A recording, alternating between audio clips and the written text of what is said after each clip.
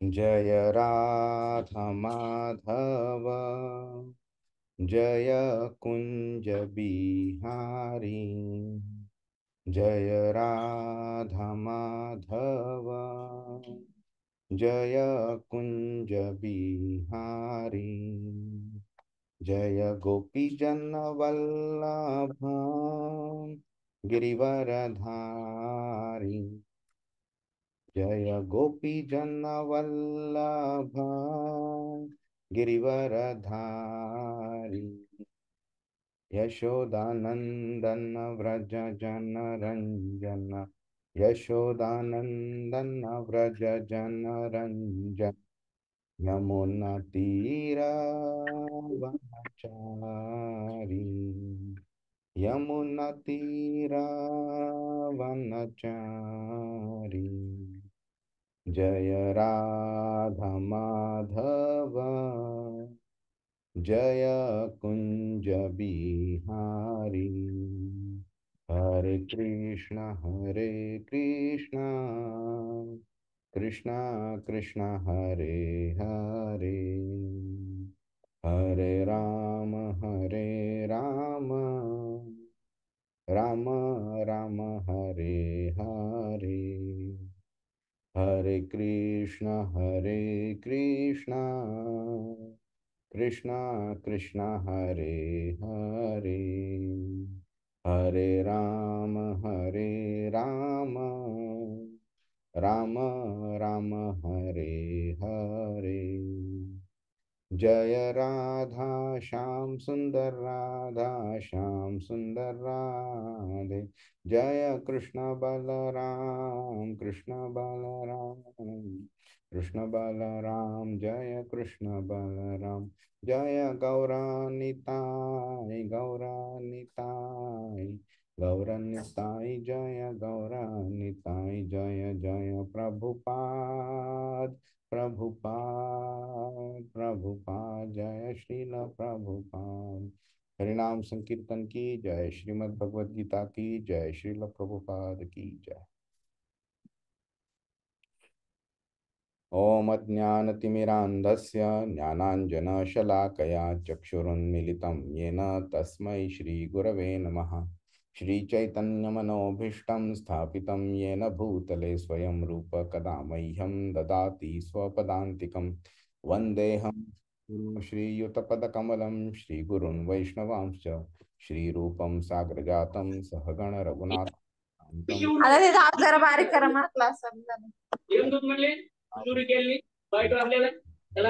चैतन्यदेवं श्रीराधाकृष्णपादान् सहगण ललिता श्रीविशाखान्वितांश्च। हे कृष्ण करुणा सिंधु दीनबंधु जगत्पते गोपेश गोपिका कांत राधाकांत नमोस्तुते। तप्त कांचन गौरांगी राधे वृंदावनेश्वरी वृषभानुसुते देवी प्रणमामि हरिप्रिये। वाञ्छाकल्पतरुभ्यश्च कृपा सिन्धुभ्य एव च पतितानां पावनेभ्यो वैष्णवेभ्यो नमो नमः। नमो विष्णुपादाय कृष्णप्रेष्ठाय भूतले श्रीमते भक्तिवेदांत स्वामिन् इति नामिने। नमस्ते सारस्वते देवे गौरवाणी प्रचारिणे निर्विशेष शून्यवादी पाश्चात्य देशतारिणे। जय श्री कृष्ण चैतन्य प्रभु नित्यानंद श्री अद्वैत गदाधर श्रीवासादि गौरभक्तवृंद। हरे कृष्णा कृष्ण कृष्णा हरे हरे। हरे राम राम राम हरे हरे। हरे कृष्णा। सर्वांचं स्वागत आहे आपल्या क्लासमध्ये। कोणाला आठवते आपण काय केलेलं मागच्या आठवड्यात? हरे कृष्ण प्रभूजी, आपण मागच्या आठवड्यात अध्याय 6 मधला 22 आणि 23 श्लोक घेतलेला होता. बरोबर. आपण 20 आणि 21 त्याच्या अगोदरच्या याच्यात घेतला होता. आपण त्याची पण थोडी समरी घेतली होती, ज्याच्यामध्ये आपण थोडस बॅक मध्ये समाधी वगैरे ते कसं आपण अचीव करू शकतो अष्टांग योगामध्ये. पण ते सर्वसामान्य व्यक्तींना समाधी वगैरे घेणं हे इतकं म्हणजे पॉसिबल नाहीये. त्यामुळे मग त्याच्या पुढची लेवल, समाधीच्या पुढची लेवल म्हणजे काय तर कृष्ण भावना किंवा भक्ती करणं बेसिकली. कारण त्या भक्तियोगाच्या अ, आपल्या आचरणात आणण्यामुळे आपण परम सुख आनंद म्हणजे जे तुम्ही सच्चित आनंद त्याचं विश्लेषण केलेलं होतं. आणि अजून एक ज्याच्यामध्ये तुम्ही एक एक्झाम्पल दिलं होतं की कसं आपण बेसिकली शरीर इंद्रिय सुखाला महत्त्व देऊन बाकी सगळ्या गोष्टी त्याच्यामध्ये आनंद मानतो. पण त्या तुम्ही कम्पेअर केल्या होत्या की हॉरर फिल्म चा जो एक्सपिरियन्स असतो तो कसा बेसिकली आपण मटेरियलिस्टिक लाईफ आत्मा जेव्हा मटेरियलिस्टिक लाईफ मध्ये आकृष्ट होतो तेव्हा काय होतं तर that you had explain apart from that की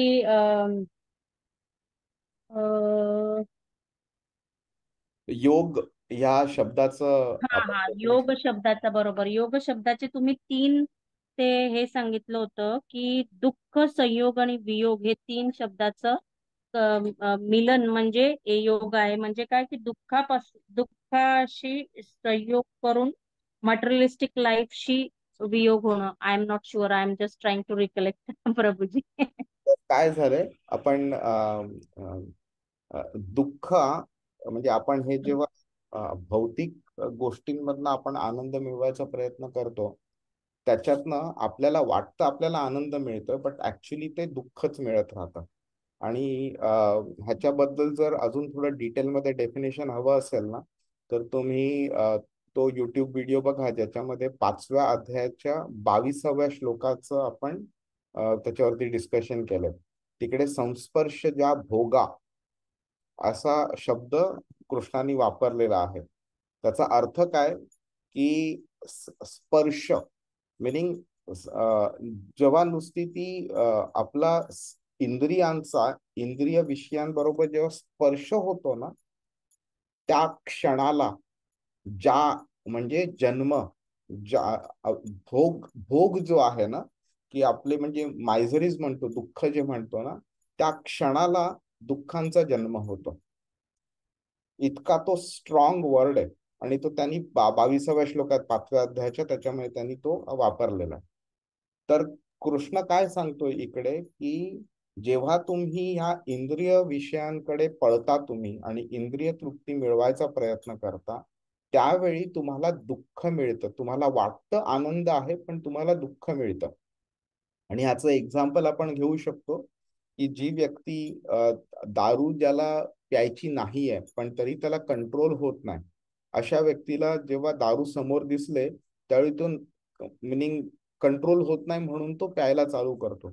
दुसऱ्या दिवशी जेव्हा त्याला कळतं की आपण चूक केली तर त्यावेळी त्याला फक्त दुःखच मिळत राहतं. त्याला मे बी असंही असेल की त्याचे दुसऱ्या दिवशी एक इंटरव्ह्यू होता किंवा परीक्षा होती कोणती तरी अभ्यास नाही करता आला तो फेल झाला वगैरे आणि लॉंग टर्म काय मोठा इम्पॅक्ट होऊ शकतो त्याच्यातनं.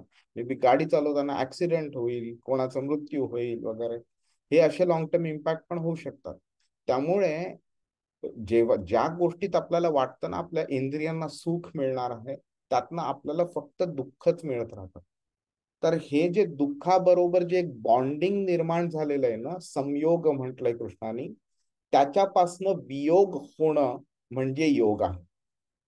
म्हणजे disconnection from the connection the already establish connection with miseries that is दुःख संयोग वियोगम दॅट इज तम विद्या योग संगीतम.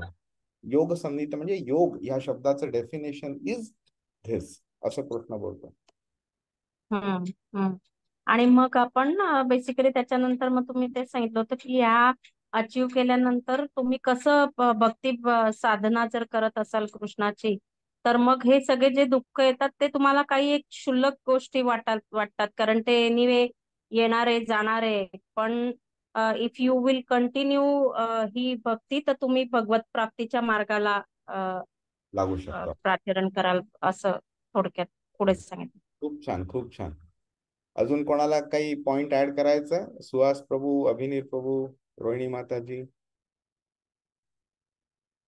हो प्रभूजी तुम्ही सांगितलेलं की जो ढळत नाही हा शब्द वापरलेला एकदम अर्थ आणि तो तो योगी जो असतो तो त्या समाधी स्थित पोझिशनला पोचतो आणि ती समाधी स्थित पोझिशन जी आहे, इट इज जे रस्ते आहेत दोन, म्हणजे ध्यान योग आपण शिकतोय आणि जो भक्तीमध्ये येतो, त्या दोन्ही समाधीला आल्यावर त्या स्थितीला जो आनंद प्राप्त होतो तो म्हणजे या जगाच्या पलीकडे आहे. बरोबर, बरोबर.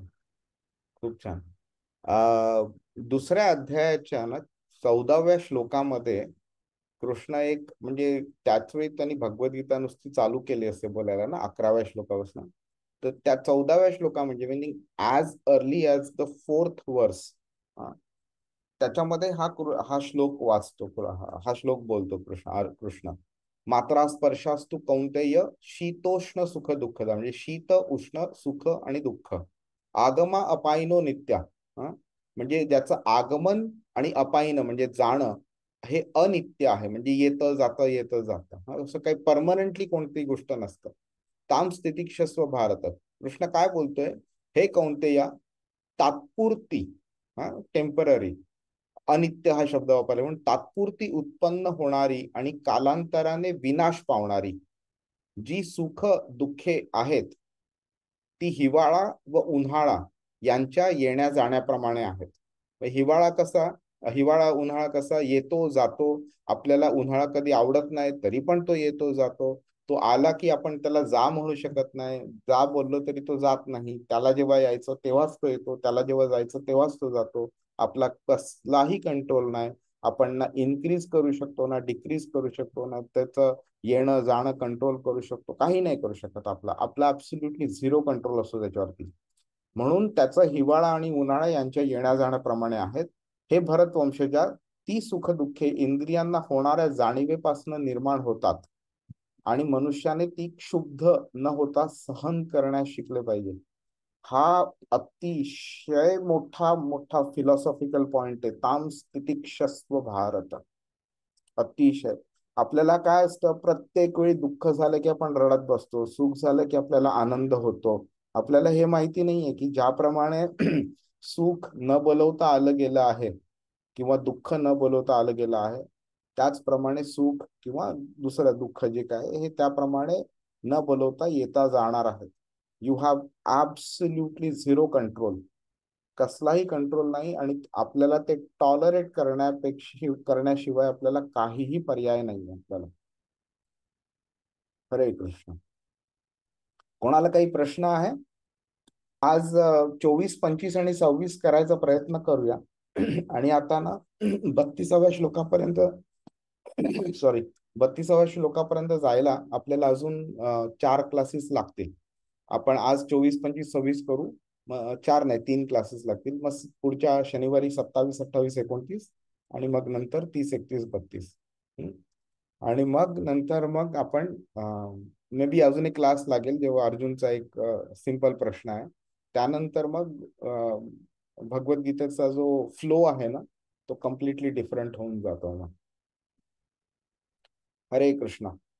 तर आपण 6व्या अध्यायाचा 24वा श्लोक बघूया. स निश्चयेन योक्तव्यो योगो निर्विण्ण चेतसा संकल्प प्रभवान कामान त्यक्त्वा सर्वान शेषतः मनसैवेंद्रिय ग्रामम विनियम्य समन्ततः. अनुवाद. हरे कृष्ण. मनुष्याने दृढ निश्चयाने आणि श्रद्धेने योगाभ्यासामध्ये युक्त झाले पाहिजे आणि त्याने योग मार्गातून विचलित होऊ नये. मानसिक तर्कामुळे उत्पन्न झालेल्या सर्व भौतिक कामनांचा पूर्ण त्याग करून मनाद्वारे सर्व इंद्रियांना सर्व बाजूने संयमित केले पाहिजे. हरे कृष्ण प्रभू. हरे कृष्ण. आता काय झालंय आता की आतापर्यंत कृष्णाने काइंड ऑफ डेफिनेशन दिलं योग काय आहे, का करावा, सॉरी कुठनं स्टार्ट केलेलं आहे, म्हणजे शुचौदेशे प्रतिष्ठाप्य 10व्या श्लोकापासून स्टार्ट केलंय. आणि ते त्याच्या आधी टेक्निकल ऍस्पेक्ट सांगितले, एक्सटर्नल ऍस्पेक्ट सांगितले, नंतर इंटरनल ऍस्पेक्ट सांगितले. त्याच्यानंतर त्यांनी ती स्टेज वाढवत गेला, समाधीच्या स्टेज पर्यंत नेलं. मग समाधीची स्टेज काय असते, त्याच्यातनं काय होतं वगैरे ते सगळं सांगितलेलं आणि ते ऑलमोस्ट एंड केलेला आहे तो पॉइंट 23व्या श्लोकाला. आता काय तो बोलतोय, आता आता जे एक्सटर्नल अजून ऍस्पेक्ट्स असतात ना, सॉरी एक्सटर्नल म्हणजे हे प्रोसेस सक्सेसफुल बनवण्याकरता ज्या ऍस्पेक्ट्स आहेत ना, तो त्याच्याबद्दल बोलेल तो जवळजवळ 26व्या श्लोकापर्यंत. आणि मग 27व्या श्लोकापासून जवळजवळ 31व्या श्लोकापर्यंत, 32 सुद्धा ऑलमोस्ट इन्क्लूड करू शकतो त्याच्यात. त्याच्यामध्ये तो ह्याच्या रिअलायझेशन बद्दल बोलतो.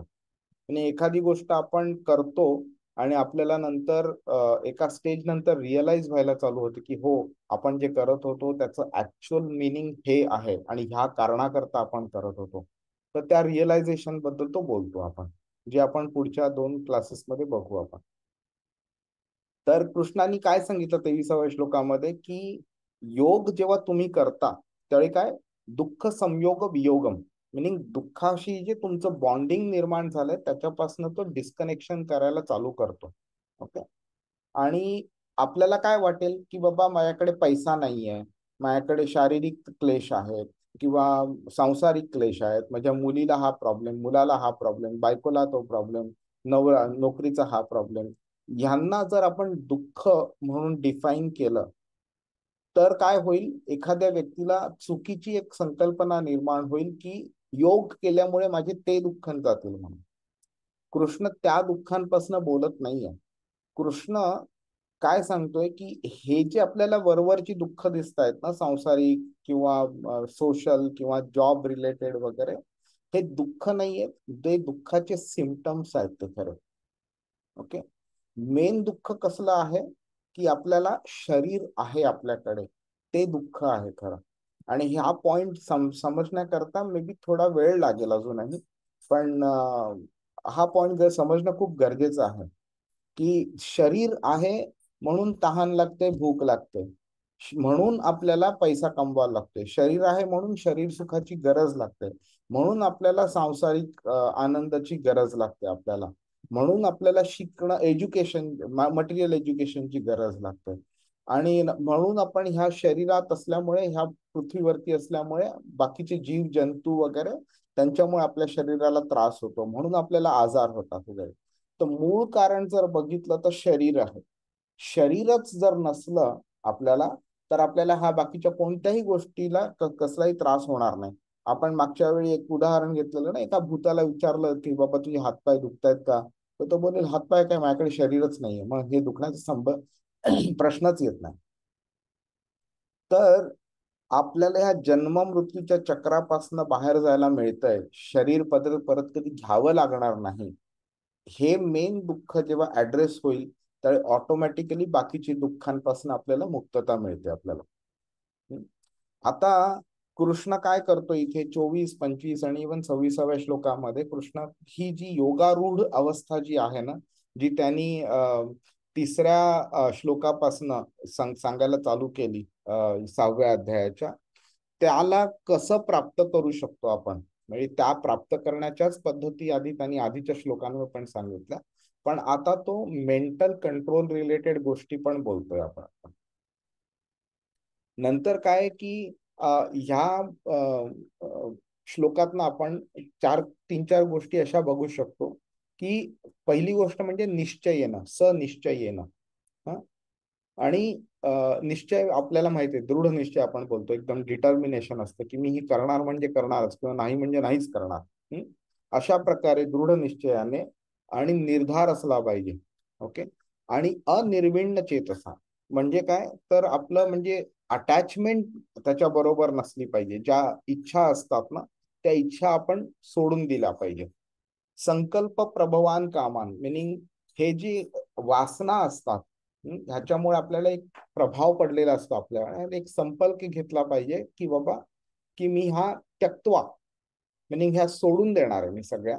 आणि सर्व म्हणजे असं नाही की बाबा एखाद्या मुलाला वाटतं की बाबा ही मुलगी आवडली नाही मला किंवा ह्या मुलीने मला नकार दिला तर हिच्यापासून मी अटॅचमेंट सोडणार पण मी दुसरीकडे पकडणार, तर असं नाही चालणार. ते सर्व म्हणजे ऍब्सोल्युटली एव्हरीथिंग, अशेषतः काहीही बॅलन्स न ठेवता. आणि मनापासनं, मनसैवेंद्रिय ग्राम, मनापासनं ह्या ज्या इंद्रियांपासून ज्या तृप्तीच्या इच्छा निर्माण होतात ना, ह्यांना आपण कंट्रोल केलं पाहिजे आणि संपूर्णपणे. तर हा झाला ह्या श्लोकाचा काइंड ऑफ असा गर्भित अर्थ म्हणू शकतो आपण. तर आपण एक एक ह्या श्लोकाच्या ज्या वेगळ्या वेगळ्या पैलू आहेत ना त्या जरा बघण्याचा प्रयत्न करू आपण. तर आता काय झालेलं आहे, आता ह्या पूर्ण 6व्या अध्यायामध्ये कृष्णांनी ना 2 प्रायमरी गोष्टींचा त्यांनी उल्लेख केलेला आहे. एक म्हणजे साधना, म्हणजे जी प्रोसेस आहे जी करायची आहे ती, आणि सिद्ध म्हणजे त्या प्रोसेस फॉलो केल्यानंतर जी व्यक्ती ज्या लेवलला पोहोचली पाहिजे त्या लेवल बद्दल एक माहिती, म्हणजे कॅरेक्टरिस्टिक्स वगैरे त्या सगळ्या गोष्टींबद्दल त्यांनी वर्णन केलेलं आहे त्यांनी. आता हे का गरज आहे याची, तर आपल्याला समजा आपल्या मुलाला समजा डॉक्टर बनायचं असेल, तर त्याला डॉक्टर ह्या फील्ड मध्ये काय असतं हे बेसिक माहिती असेल त्याला, तर ती त्याला डॉक्टर कसं बनायचं, काय करावं लागतं वगैरे ह्या प्रोसेसची त्याला जाणीव झालीच पाहिजे, त्याला ह्याचं नॉलेज मिळालंच पाहिजे. पण त्याबरोबर त्याला इन्स्पायर करण्याकरता आपण हेही सांगतो की डॉक्टर झाल्यावरती मनुष्य काय काय करतो, अमुक एक गोष्टी करतो, तमुक एक गोष्टी करतो, ऑपरेशन करतो, लोकांना बरं करतो, सोसायटीला फायदा देतो वगैरे. ह्या सगळ्या गोष्टींपासून सुद्धा त्याला इन्स्पिरेशन मिळते की त्यांनी डॉक्टर बनलं पाहिजे. आणि डॉक्टर कसं बनायचं ही साधना म्हणजे ह्या ह्या कॉन्टेक्स्ट मध्ये ती पण आपण त्याला सांगतो. ज्याच्यामुळे काय होतं, कसं बनायचं आणि बनल्यानंतर काय होतं, म्हणजे त्याला इन्स्पिरेशन कंटिन्युअसली मिळतं हे पण त्याला मिळतं. त्यामुळे कृष्णांनी काय सांगितलेलं आहे की जे तुम्ही अचीव करताय त्याबद्दल आणि जे तुम्हाला ज्याप्रमाणे अचीव करत त्याबद्दल ती सगळी माहिती दिलेली आहे, साधना आणि सिद्ध. त्यांनी सुरुवात कुठनं केली, एक्सटर्नल गोष्टींवरनं, शुचो देशे प्रतिष्ठाप्य, म्हणजे आपला आजूबाजूचा परिसर चांगला क्लीन असला पाहिजे. ओके, घाण असला तर आपलं लक्ष केंद्रित होण्याला डिफिकल्ट होईल. निसरडा जर असेल एरिया किंवा कोणी तिथे विष्ठा वगैरे केलेली असेल अशा ठिकाणी आपण बसणार नाही आपण, बरोबर. कशावरती बसलं पाहिजे, म्हणजे बाकीच्या जीव जंतूंपासून त्रास नको व्हायला, कुशाग्रासवरती बसलं पाहिजे वगैरे. नंतर आपल्या शरीरावरती आपण कसं कंट्रोल केलं पाहिजे, आपलं डोळं कुठे लक्ष असलं पाहिजे, कुठे किती उंचावरती किती खालती बसलं पाहिजे, नात्युच्छ्रितम नाती नीचम. नंतर आपण खाण्यावरती कसे कंट्रोल केले पाहिजे. ह्या सगळ्या एक तर शरीराच्या बाहेरचे जे फॅक्टर्स आहेत आणि शरीरा रिलेटेड फॅक्टर्स त्या सगळ्या त्यांनी सांगितल्या आपल्याला. मग नंतर त्यांनी मनावरती आणलं, इंद्रियांवरती आणलं, त्यांच्या कंट्रोलवरती आणलं, यम नियम आसन प्राणायाम बद्दल बोलत गेला वगैरे. आणि तो नंतर मग त्याच्या ह्या स्टेजवरती आणतोय की तो कशी मग एखाद्या सिद्ध व्यक्तीची मेंटॅलिटी होते किंवा जो साधक आहे, जो प्रॅक्टिशनर आहे त्याची मेंटॅलिटी काय आहे ते पण सांगतो तो आपल्याला तिकडे. आणि नंतर व्हायचे साधना आणि सिद्ध ह्याच्यामध्ये तो एक काइंड ऑफ गोल फिरत राहतो तिकडे. त्यामुळे साधनेची लेवल पण वाढवतो आणि सिद्धाची लेवल पण वाढवतो तो दोन्ही बाजूने. आणि आपल्याला तो अजून अजून एकत्रपणे असं तो पुढे नेतो. नात्यश्नतस्तु योगस्ती युक्त आहार विहार असते, म्हणजे आहार किती घेतला पाहिजे, विहार किती केला पाहिजे, म्हणजे रिक्रिएशन आणि एंटरटेनमेंट किंवा रेस्ट घेणं वगैरे. आणि असं करत करत त्यांनी 23व्या श्लोकापर्यंत म्हणजे योगाची जी परफेक्शन जी स्टेज आहे त्याच्यापर्यंत तो आपल्याला घेऊन गेला.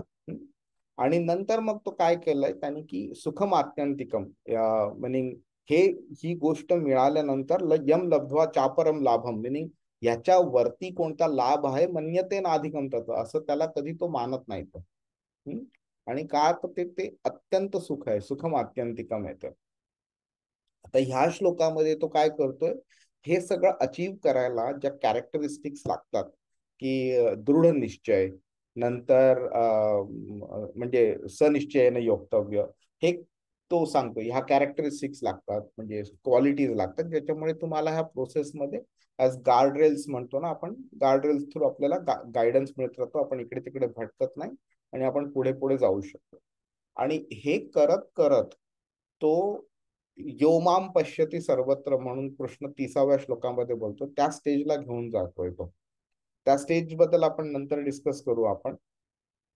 आणि ह्याच्यामध्ये हे सगळं करताना साधना, साधक, सिद्ध वगैरे ह्याची करून तो आपल्याला एक प्रोसेस थ्रू आपल्याला घेऊन जातोय आणि एक डिसिप्लिन क्रिएट करतोय तो.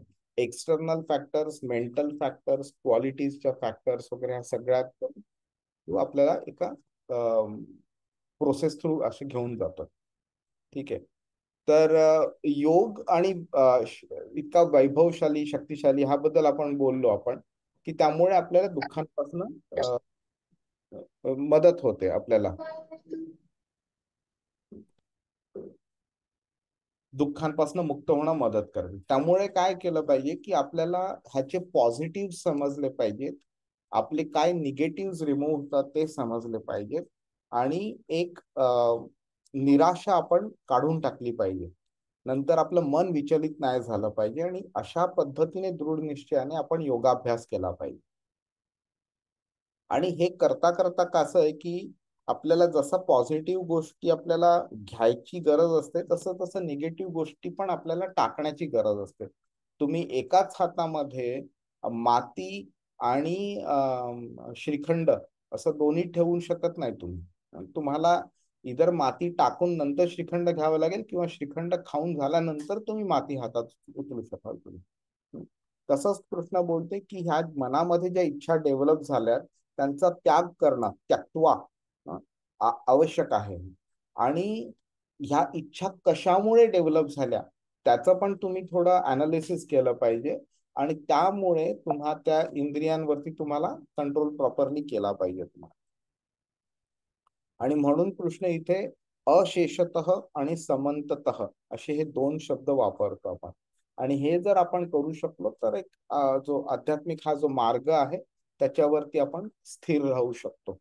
आणि आपण आठवतंय का दुसऱ्या अध्यायाच्या 67व्या श्लोकामध्ये कृष्ण बोललेला, की इंद्रियाणाम ही चरताम यन्मनोनुविधीयते तदस्य हरती प्रज्ञा आवमिवांभसी. म्हणजे काय तर फक्त एक सुद्धा इंद्रिय जर का अनकंट्रोल्ड स्टेटमध्ये असला, फक्त एक इंद्रिय, तरी सुद्धा मनुष्य आध्यात्मिक मार्गावरनं भटकू शकतो.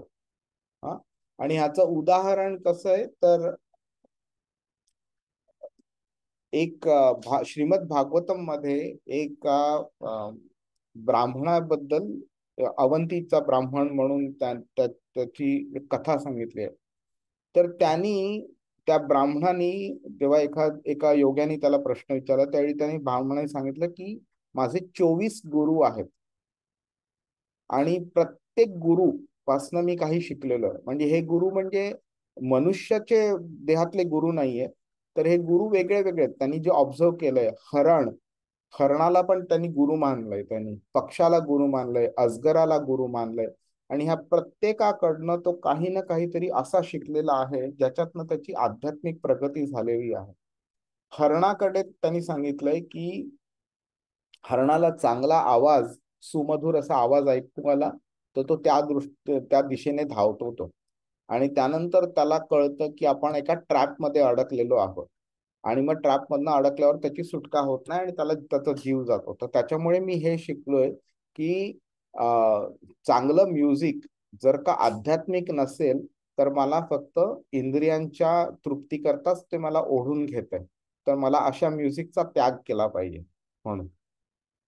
तर अशा छोट्या छोट्या गोष्टी असतात ज्या आपल्याला कळत पण नाही आपण कधी त्या दिशेला वाहत गेलेलो आहोत आणि आपण कधी आध्यात्मिक मार्गावरनं बाहेर पडत चाललोय म्हणून. त्यामुळे इट इज व्हेरी इम्पॉर्टंट की आपण कोणत्या मार्गावरती आपल्याला चालायचं आहे, आपण कोणत्या मार्गावरती ऍक्च्युली चालतोय आणि आपण कसं स्वतःला प्रोटेक्ट केलं पाहिजे आपलं, हे अनालिसिस करून आपण एक एक गोष्टी, आपल्या चुकीच्या गोष्टी ज्या आहेत आयुष्यातल्या त्या कमी कमी केल्या पाहिजेत, पॉझिटिव्ह गोष्टी वाढवल्या पाहिजेत आणि स्वतःचा जो आध्यात्मिक प्रगतीचा मार्ग आहे तो प्रोटेक्ट केला पाहिजे. हरे कृष्ण. आता अनिर्विण्ण चेतसा म्हणून कृष्णाने हा श्लोकात शब्द वापरलाय. तर तिथे कृष्ण काय बोलतोय की पहिली गोष्ट म्हणजे दृढ निश्चय. असला पाहिजे आणि मेंटली आपण एकदम स्टेबल असलं पाहिजे, स्थिर असलं पाहिजे आपलं मन. आणि कोणत्याही प्रकारची निराशा नसली पाहिजे. निराशा नसल्यावर काय होतं की आपण समजा हरिनाम संकीर्तन करतोय किंवा एका लेक्चर मध्ये बसलोय किंवा भगवद्गीता स्वतःहून शिकायचा प्रयत्न करतोय किंवा देवाची पूजा करतोय आपण, तर ह्याच्यामध्ये जर निराशा असली आपली, तर आपलं असं आपण पॉझिटिव्हली करणार नाही. आपण जे करू ते मेकॅनिकली करू. हा बाबा करायचंय, नैवेद्य दाखवायचा आहे बाबा, कोणती तरी फोटो आहे, कोणती तरी मूर्ती आहे, 2 वेळा पाणी शिंपडायचं, घंटा वाजवायची आणि खायचं तर खा रे बाबा बोलायचं त्याला. तर ह्या अशा गोष्टींनी केल्यावरती काय होईल, तुम्ही मेकॅनिकली तरी तुम्ही ऑफर कराल तुम्ही नेहमी नक्कीच, पण कृष्ण घेणार नाही ते. आपल्या घरामध्ये कुत्रा जरी असला तर कुत्र्यासमोर आपण भाकरी किंवा चपाती अशी फेकली आणि हाडहूड त्याला केलं तर तो पण खाणार नाही. त्याला पण त्याच्या समोर ताट वाटी जे काय आहे ते नीट ठेवावं लागतं, हाताच्या गोंजरावं लागतं त्याला आणि खा रे बाबा म्हणून सांगावं लागतं, तेव्हा तो खातो. तो तर भगवान आहे. तो त्याची त्याची त्याची कसलीही गरज नाहीये जी आपण फुलफिल करू शकतो. त्याला फक्त आपल्याकडनं प्रेम हवं. आणि निराश आपण असलो तर प्रेम कसं करणार आपण त्याच्यावर. म्हणून निर्विण्ण हा जो शब्द आहे ना, हा निर्विण्ण कसा आहे की त्याचा अर्थ दोन पद्धतीने होऊ शकतो, की आपण एक विचलित झालो आहे किंवा आपण एक प्रकारची निराश आहे, म्हणजे काही पॉझिटिव्ह होप्स नाहीये किंवा आपण डिस्ट्रॅक्ट झालेलो आहोत. ओके. आणि त्यामुळे काय होतं की जे सांसारिक क्लेश असतात, मन आपलं इकडे तिकडे असतं, कोणत्या प्रकारचे आपल्याला एक्सटर्नल इन्फ्लुएन्सेस असतात, त्याच्यामुळे आपलं विचलित होतो. आणि त्याच्यामुळे आपलं म्हणजे काय होतं की इंटरेस्ट आपला आध्यात्मिक प्रगतीवरती कमी कमी होतो. आणि ज्यामुळे आणि अजून एक असं होतं की आपण ह्या मार्गावरती चालतोय, कधी कधी आपल्याला यश लगेच मिळत नाही आपल्याला. किंवा आपल्याला दिसत सुद्धा नाही आपल्याला यश मिळतंय की नाही. त्यामुळे आपल्याला असं एक मनामध्ये असं येतं की बाबा हे मी काय करतोय, हे बरोबर करतोय नाही करतोय, ह्याच्यातून तर काय रिझल्ट तर काय मिळत नाही आपल्याला, असंही होतं. त्यामुळे निराशा येऊ शकते. तर कृष्ण काय बोलतोय की आपल्याला संपूर्णपणे विश्वास आणि कॉन्फिडन्स असला पाहिजे की आपल्याला ह्या मार्गावरती यश मिळणार म्हणजे मिळणारच मिळणार, हा कॉन्फिडन्स असला पाहिजे. आणि हा जे असे विचार येतात आपल्या मनात, भावना निर्माण होतात, त्यांना बळी नाही पडला पाहिजे आपण. आणि दृढ निश्चयाने अविचलित होता आपल्याला हा मार्गावरती गेलं पाहिजे. त्याला अनिर्विण्ण चेतसा म्हटलं इकडे. मग काय होतं इकडे की त्यांनी सनिश्चयेनं योक्तव्य. आता काय होतंय की जेव्हा निराशा येण्याची चालू होतं त्यावेळी म्हणजे काय झालं, आपलं एक डिटर्मिनेशन जी आहे ती कमी कमी झालेली आहे. तर कृष्ण काय बोलतोय की निश्चय असला पाहिजे, दृढ निश्चय असला पाहिजे. पण निर्धार जेव्हा आपण करू, तर निर्धार म्हणजे काय की एका प्रकारचं जी निराशेचे आपल्याला विचार येतात ना, त्या विचारांना आपण निगेट करतो. आपण एखादी मनात असं विचार आला की नाही रे हे मला जमणार नाही, तर असे विचार येतात तर त्यांना नकार द्यायचा, ह्या विचारांना मनातच येऊन नाही द्यायचं. आणि बरेच वेळा अशी एक परिस्थिती निर्माण होते की आपले खूप डिफिकल्टीज असतात, खूप खूप अडथळे असतात, आणि ज्या अडथळ्यांमुळे आपण अगेन एक डिप्रेशन येतं, निराशा येते. आणि आपल्याला असं वाटत राहतं बिकॉज त्या अडथळ्यांचा आपण एवढा विचार करतो, आपल्याला ते अडथळे एका माउंटन एवढे वाटतात आणि त्याच्या पुढे जे सोल्युशन्स असतात ते एका छोट्याशा छोटस रूप घेतलेलं असतं त्यांनी. ह्याच्यामुळे सुद्धा आपला निर्धार डळमळीत होऊ शकतो.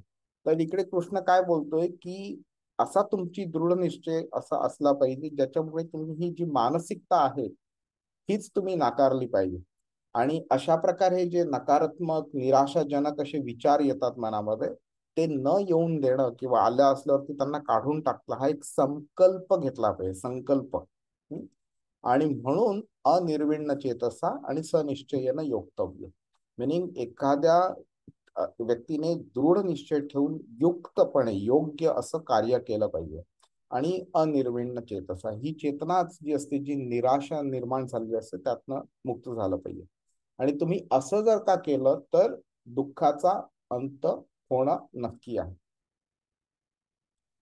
आणि कधी कधी काय होतं की आपण मटेरियल गोष्टी असल्या ना, की ह्या गोष्टी ज्या कृष्णाने ज्या सांगितलं ना त्या इम्प्लिमेंट करणं थोडं सोपं होतं.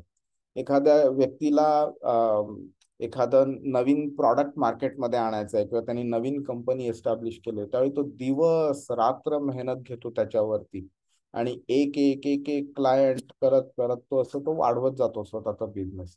तर ती जी डिटर्मिनेशन असते ना, की बाबा हे मला अचीव करायचंच आहे, त्या लेवलची डिटर्मिनेशन आपण आध्यात्मिक मार्गावरती ठेवली पाहिजे.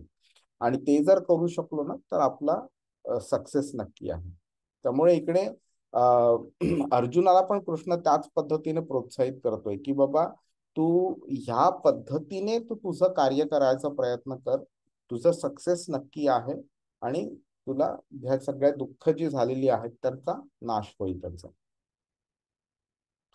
आता ह्याच्यामध्ये हे करण्यामध्ये अडथळे काय असतात? ओके, आता हे जे मी सांगतोय ना, हे आपण खरं आध्यात्मिक मार्गावरती अप्लाय केलं पाहिजे.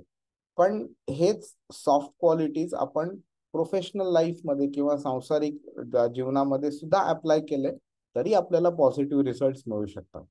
तर पहिल्यांदा काय होतं, आता एक ना इच्छा निर्माण होते. तुम्हाला दुसऱ्या अध्यायाचा 62वा आणि 63वा श्लोक लक्षात असेल तर कृष्ण काय बोललाय, की तुमचं ज्या मोमेंटला तुमची एक इच्छा निर्माण होते ना, जेव्हा तुम्ही फक्त ती जी इंद्रिय तृप्तीचे जे इंद्रियचे विषय जे आहेत त्यांच्याकडे तुम्ही फक्त बघितलं, जरी काय कोणत्याही प्रकारे तुम्ही त्यांचं अध्ययन केलं, तर ध्यायतो विषयान पुंसा संगस्तेषुपजायते, इमिडिएटली तुम्हाला त्याच्याबरोबर एक छोटीशी अशा अटॅचमेंट क्रिएट होते. आणि त्या अटॅच संघात संजायते कामात, तर नंतर मग त्या अटॅचमेंट तुम्हाला मध्ये काम निर्माण होते, वासना निर्माण होते, कामात क्रोधोविजाय होते. तर ती जी स्टेज आहे त्या स्टेज पासूनच पुढच्या गोष्टी चालू होतात. तर कृष्ण काय बोलतोय, की इकडे तुमची द मोमेंट ती इच्छा निर्माण होते, की बाबा अमुक एक गोष्ट मला हवी आहे, तर त्या इच्छेचं रूपांतर इंटेन्शन मध्ये होतं. आता इंटेन्शन म्हणजे काय, की बाबा आता समजा आपल्याला झेपत नाहीये, तरी सुद्धा एक भरपूर महागडी अशी गोष्ट मार्केटमध्ये आली आहे. समजा नवीन गाडी आली आहे, 40-50 लाखाची गाडी आहे. आपल्याला माहिती आहे तसं आपल्याला व्यवस्थित झेपणार नाहीये, पण तरी पण इच्छा भरपूर आहे घेण्याची. आणि मग काय होईल, आपण काय करू, मग लोन मिळतंय की नाही बघू आणि फाइंड आउट करू, आपले इतके पैसे येतात, इतके आपण देऊ, इतकं EMI होईल आणि कसं बस आपण मॅनेज करू. बरोबर. त्यावेळी काय झालेलं आहे, तुमची इच्छा एका हेतूमध्ये, इंटेन्शन मध्ये त्याचं रूपांतर झालेलं आहे. ते जेव्हा हेतू होतो, की बाबा आता मी हे करणार, त्यावेळी काय होतं, की तोपर्यंत तुमच्या ज्या इच्छा त्या उपभोगाच्या त्या अपरिवर्तनीय मिनिंग इरिव्हर्सिबल बनतात. तुम्ही त्या चेंज नाही करणार कधी. मग तुम्ही या इच्छांवरती जेव्हा कृती करण्याचा निर्णय घेता, त्यामुळे तुमची जी एक एक आतमध्ये आपला एक पहारेकरी असतो, ओके, जो आपल्याला चुकीच्या कृती करून देत नाही आणि चांगल्या कृती करायला लावतो. ओके, त्या पहारेकराचं नाव काय आहे? बुद्धी. ही जी आपली बुद्धिमत्ता असते, त्या बुद्धीचा भंग झालेला असतो तोपर्यंत. म्हणजे काय, तर तुम्ही आधी एका डिझायरच्या स्टेजला होता आणि त्या डिझायरचं ट्रान्सफॉर्मेशन झालेलं आहे, ऍक्शन पर्यंत आलेलं आहे. आता फक्त ती ऍक्शन घेणं बाकी आहे. त्या रिलेटेड तोपर्यंतचा जो प्रोसेस आहे तो सगळा झालेला आहे. आणि त्या बुद्धिमत्तेचा भंग झालेला म्हणजे आतला जो पहारेकरी आहे त्याला आपण ऑलरेडी त्याला किल करून टाकलेला आहे त्याला. आणि ही जी बुद्धिमत्ता असते, ह्या प्रलोभन जी असतात त्याला आपण बळी पडू नये म्हणून त्याचं एक संरक्षण देण्याचं काम करत असतं. आणि कोणतीही आपण गोष्ट चुकीचा निर्णय घेत असतो त्यावेळी तो आपण आपला जो हा इंटरनल डिफेन्स असतो ना, त्याच्याबरोबर आपण एक कॉम्प्रोमाइज केलेला असतं, की बाबा इट्स ओके, तू जरा झोपायला जा, मला हे करायचं आहे, मी करणार आहे. मग बुद्धी आपल्याला सांगते आणि शेवटी आपण त्याला सप्रेस करतो आणि मग नंतर आपल्याला जे करायचं ते आपण करतो. तर एक एक्झाम्पल घ्यायचं झालं तर एखादा समजा एक राज्य किंवा एक किल्ला असा आहे, तर त्याला काय असते, एक फर्स्ट लाईन ऑफ डिफेन्स असतो बॉर्डरवरती. हा, आणि त्यानंतर अजून एक लाईन ऑफ डिफेन्स अजून एक आतमध्ये असतो. म्हणजे लाईक फॉर एक्झाम्पल आर्मी जर बघितले आपल्या बॉर्डरवरती प्रोटेक्शन करत असतं आणि इंटरनल प्रोटेक्शन करता पोलीस वगैरे पण असतात. तर समजा एखाद्या एनिमी कंट्रीने आपल्यावरती हल्ला केला आणि ते आतमध्ये पर्यंत आलेले आहेत, त्याचाच अर्थ काय होईल की आपला first line of defence break झालेला आहे, आर्मी ब्रेक झालेली आहे. आता इंटरनल डिफेन्स जर का स्ट्रॉंग असला तर आपण प्रोटेक्ट होऊ शकतो, ते जर नसला तर आपल्याला प्रॉब्लेम आहे आपल्याला. ठीक आहे. आणि मग जेव्हा आपल्याला हे मोह आवर होत नाहीत आपल्याला, तर मग आपण तो डिफेन्स स्वतःच ब्रेक करतो आणि मग तो करण्याचा निर्णय घेतल्यावरती मग प्रतिकार कसला उरतच नाही मग. आणि मग प्रतिकार नाही उरल्यावरती मग नंतर ते आपण ऍक्शन करून टाकतो. आणि मग नंतर तो जसं 63व्या श्लोकात सांगितलंय ना, म्हणजे 62व्यापासून सुरू होतं, ध्यायतो विषयान पुंसः संगस्तेषु उपजायते. संग म्हणजे अटॅचमेंट. हा संघात संजायते काम म्हणजे वासना निर्माण होते आणि कामात क्रोधो विजायते. फुलफिलमेंट नाही झाली तर अँगर निर्माण होतं. फुलफिलमेंट झाली तरी सुद्धा अँगर निर्माण होतं आणि त्याचं पण आपण डिस्कशन केलेलं आहे. क्रोधात भवती संमोह म्हणजे एक प्रकारचं एक संमोह निर्माण होतं. आपल्याला जी चूक आहे ते बरोबर वाटायला लागतं आणि बरोबर आहे तर चूक वाटायला लागतं. संमोहात स्मृती विभ्रम, आपली चांगली जी अशी मेमरी असते की ज्याच्यामुळे आपल्याला कळलेलं असतं की हे आपण का नाही केलेलं, जे पास्ट इन्सिडेंट्स असतात त्यांच्या मेमरी बद्दल स्मृती विभ्रम होऊन जातो एकदम. स्मृतिभ्रंशात बुद्धिनाश. आपण जेव्हा विसर पडतो की ह्या चांगल्या गोष्टीचं चांगुलपणा का आहे आणि वाईट गोष्टीचा वाईटपणा का आहे, हे विसर पडतो, त्यावेळी बुद्धीचा नाश होतो. आणि बुद्धिनाशात प्रणश्यती म्हणजे आपण खालच्या लेवलवरती घसरत चालू व्हायला स्टार्ट होतात. आता दृढ निश्चय जेव्हा असतं त्याच्यावरती किंवा आपलं मन विचलित होतं, तर त्यांना एक आपल्याला जर थांबवायचं असेल ह्याला, तर ह्या भौतिक इच्छा असं त्यांना आपल्या कसं हाताळू शकतो, ओके, ते बघू आपण. तर कृष्ण काय बोलतोय, संकल्प प्रभवान कामान. म्हणजे एक संकल्प घेतला पाहिजे की हे जे इच्छा हेतूमध्ये जे परिवर्तन होतं, त्या उपभोगांच्या इच्छांना दृढ होऊनच देऊ नका. ओके. एक तुम्ही असा संकल्प घ्यायचा की हे ज्यामुळे तुमच्या मनावरती प्रभाव पडतो ह्या इच्छांना, त्यांना संकल्प घ्या की त्यक्त्वा सर्वान शेषतः, त्यांचा त्या इच्छांचाच तुम्ही त्यक्त्वा मिनिंग देऊन टाका, तुम्ही पूर्णपणे त्याग केला पाहिजे. आणि कोणत्या इच्छांचा, तर सगळ्या इच्छांचा अशेषतः, कोणत्याही प्रकारचा अपवाद न करता. आपण ह्याबद्दल बोललो ना 2ऱ्या अध्यायाच्या 67व्या श्लोकाबद्दल. एक साधा एक इंद्रिय सुद्धा आपल्याला आध्यात्मिक मार्गावरनं खालती घसरवू शकतो आपल्याला. आणि कधी कधी आपल्या मनामध्ये काही अशा इच्छा राहतात की बाबा 5 वर्षापूर्वी 10-20 वर्षापूर्वी त्या आलेल्या मनामध्ये आपण पूर्ण नाही करू शकलो काही कारणामुळे. आणि त्या इच्छा नंतर जेव्हा ॲबिलिटी वाढते त्या इच्छा पूर्ण करण्याचा, त्यावेळी त्या नंतर इच्छा त्या प्रबळ होत जातात आणि मग आपल्याला वाटतं आता तरी आपण करू शकतो म्हणून वगैरे. पण जर का ते आध्यात्मिक प्रगतीच्या फायद्याचं असेल तर चांगलंच ते, तर आपण इच्छा ती पूर्ण केलीच पाहिजे. पण आध्यात्मिक प्रगतीच्या अगेन्स्ट असेल तर आपण त्याचा त्याग केला पाहिजे. हरे कृष्ण. आणि एक जो भक्त जो असतो ना, तो पहिली गोष्ट काय करतो की हे जे वासना ज्या असतात ज्याच्यामुळे पाप निर्माण होऊ शकतो, तो पहिल्यांदा त्याचा त्याग करतो.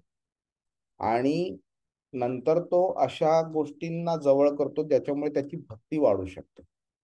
तर म्हणजे दोन्ही गोष्टी, जसं आधी सांगितल्याप्रमाणे, निगेटिव्हला टाकून देणं आणि पॉझिटिव्हला एक्सेप्ट करणं. आता एक छोटस आपण एक उदाहरण घेऊ, पुराणांमधलं आहे ते.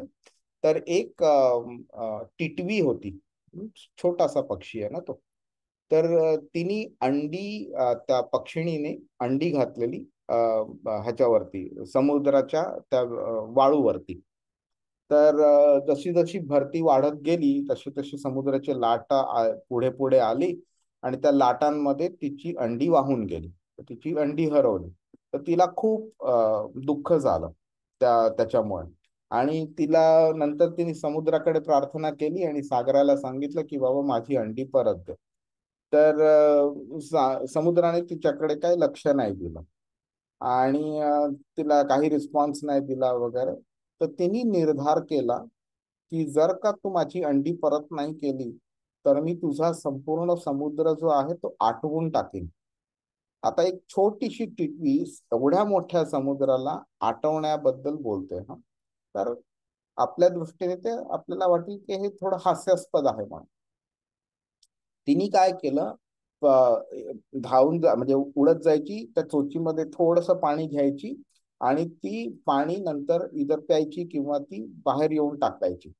असं करत राहील आणि ती भरपूर वेळ करत होती. बरेच तिकडचे लोक, समुद्र किंवा बाकीचे प्राणी वगैरे तिला हसत होते वगैरे. पण तिने हे भरपूर वेळ केलं. लोक हसतायत हे न बघता सुद्धा, ह्याच्याकडे लक्ष न देता तिने ते करत राहिलं. आणि शेवटी काय झालं, हे श्री विष्णूंचं वाहन जे आहे गरुड, तो गरुड हे सगळं बघत होता आणि त्याच्याकडे ती वार्ता पसरली आणि तो पण हे बघत होता. आणि मग गरुडानी स्वतः आला. ते बघितल्यावरती त्याला जाणवलं की बाबा टिटवीकडे दृढ निश्चय आहे की मी अंडी परत मिळवणारच मिळवणार. म्हणून त्यांनी स्वतः समुद्राकडे सांगितलं त्यांनी की बाबा तू तिची अंडी परत कर, नाहीतर तुला आठवण्यासाठी मी तिला मदत करेन. आता गरुड हा काय नॉर्मल गरुड नाहीये, श्री विष्णूंचा तो वाहन होता तो. तर त्यामुळे सागर लगेच घाबरला आणि त्यांनी टिटवीची अंडी परत केली. त्यामुळे गरुडाच्या कृपेने टिटवी अतिशय आनंद झाली, तिला अंडी वगैरे परत मिळाली तिला. आता कृष्ण ह्याद्वारे आपल्याला काय शिकवतो की बाबा एक आहे, हा जो मार्ग आहे योगाचा तो खूप डिफिकल्ट आहे. हा, जसं कृष्ण स्वतः सुद्धा 35व्या श्लोकामध्ये अर्जुनाला बोलतो की बाबा तुझं बोलणं बरोबर आहे, हा मार्ग आहे खूप डिफिकल्ट आहे म्हणून वगैरे, पण इम्पॉसिबल नाही. ओके. आणि ह्याच्यावरती सक्सेस गॅरंटीड आहे. भलेही थोडा 4 दिवस वेळ लागेल, थोडा वेळ लागेल, पण गॅरंटीड सक्सेस आहे. पण ज्यात जर तुम्ही निगेटिव्ह मार्गावरती चालायला चालू केलं तर तिकडे फेलियर गॅरंटीड आहे. मग तुम्हाला अशा मार्गावरती चालायचंच कशाला आहे जिकडे फेलियर गॅरंटीड आहे, आणि अशा मार्गावरती का चालायचं नाही जिकडे सक्सेस गॅरंटीड आहे. भलेही स्लो मिळेल सक्सेस आणि फेलियर फास्ट मिळेल तुम्हाला, पण तरी सुद्धा का तुम्हाला फेल्युअरच्या मार्गावरती चालायचं. त्यामुळे कृष्ण बोलतोय की दृढ निश्चय करा तुम्ही, आणि तुम्हाला मदत करायला मी स्वतः रेडी आहे. मी येईन तुम्हाला, तुम्ही जेव्हा पण स्टक व्हाल तेव्हा मी येईन तुम्हाला मदत करायला. कृष्ण भावनाच्या ह्या मार्गामध्ये श्रद्धा खूप इम्पॉर्टंट आहे आणि दृढ निश्चय खूप इम्पॉर्टंट आहे. ओके. एक असा दृढ असा एक विश्वास जर नसेल ना, तर आपण कोणत्याही प्रकारचा निश्चय करू शकत नाही. त्यामुळे आपल्याला काय पाहिजे, आपल्याला की मला काय अचीव करायचं, माझं ध्येय काय आहे, माझं साध्य काय आहे, आणि ती पद्धत जी आहे साध्य करण्याची, ज्याला आपण साधना म्हणतो, ती काय आहे हे माहीत असलं पाहिजे. आणि त्याच्यावरती एक दृढ विश्वास असला पाहिजे की मी हे मला संपूर्ण विश्वास आहे की मी ही प्रोसेस फॉलो केली तर तो गोल मला नक्की मिळेल, आणि तो गोल चांगला आहे, तो मला मिळवायचाच आहे. आणि हा जर निश्चय असेल आपला, तर आपण प्रॉपरली ती पद्धत फॉलो केली तर यश मिळेलच मिळेल, हा सुद्धा एक आपल्याला विश्वास हवा आहे. काय होतं की आपण जेव्हा एका प्रोसेस फॉलो करायला चालू होतो त्यावेळी आपल्याला काही काळ झाल्यानंतर मायनर का होईना पण रिझल्ट एक्सपेक्टेड असतात. ते रिझल्ट आपल्याला नाही मिळाले तर मग आपल्याला आपल्याला विश्वास आपला डळमळीत होतो. आणि एस्पेशली अष्टांग योगा करता जेव्हा रिझल्टना खूप वेळ लागतो त्यावेळी आपलं मन डळमळीत होऊ शकतं. त्यामुळे इथे कृष्ण बोलते की दृढ निश्चय आणि उत्साह हा असलाच पाहिजे, आणि एका जीवनाच्या पलीकडे सुद्धा जाऊ शकतो. म्हणजे ह्या लाईफ मध्ये सक्सेस नाही मिळालं तर पुढच्या लाईफ मध्ये ते कंटिन्यू होता येतं आपल्याला. आणि जे कृष्ण सुद्धा 40व्या श्लोकापासून पुढे बोलतो. हरे कृष्ण.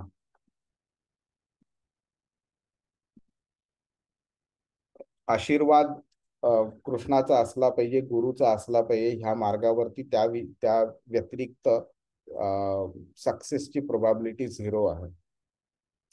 पण तरी सुद्धा कृष्ण बोलतोय की कोणत्याही पद्धती तुम्ही निरुत्साह होऊ नका.